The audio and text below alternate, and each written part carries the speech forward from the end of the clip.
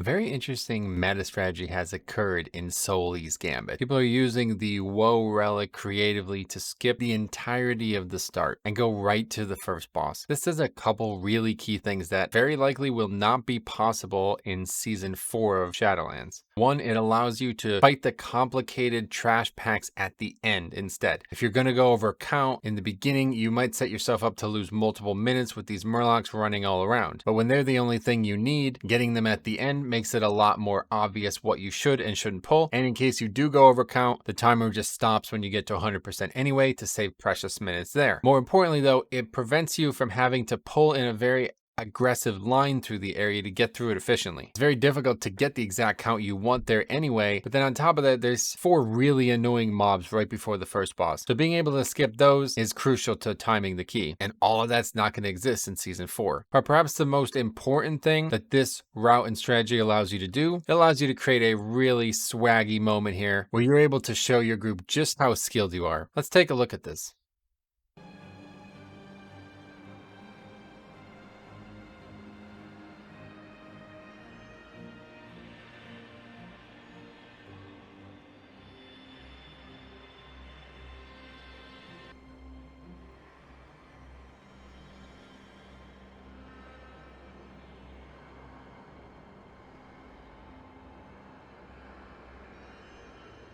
So obviously making a play like this at the end of a dungeon, like after the timer is over, it's just pure flexing. A lot of people might think, right? But actually it's really efficient for your key per hour metric. A lot of people think only about succeeding the current key they're in, but they don't think about maximizing the amount of hours that they spend keys in, period. So one of the things about this route is though, even it's really ideal to get count and do the dungeon fast when the timer is ticking, getting out of the dungeon and getting the loot, which of course everybody wants, is pretty inefficient. And I could see myself not doing the route just because of that if I didn't find this one really swaggy jump here. And I promise, once you pull this off a couple times, your entire group is going to notice, as you see in the chat. Doing this like effortlessly, like just making the jumps quickly, it's just going to assert the dominance that you have, especially if you're playing tank, and people are going to remember you. It saves a long time because if you don't get up here and use this portal, you then have to run all the way through these murlocs, kind of taking a walk of shame past all the mobs you were too cowardly to fight, and then through the area where you fight the first boss, and then you'll be on the other side of the portal. Taking the portal doesn't actually take you to the last boss, but it's going to take you past the pirate dragon boss and then into the last boss room, and you can pick up the loot. Anyway, there's actually another option here. This is probably for like your DPS, you know, the people who are a little bit more apt to die. They're used to it. They're kind of expecting to have 6 or 7 deaths into 23 and then kind of take no responsibility for any of that. This is another option you have here as well. Let's take a look at that.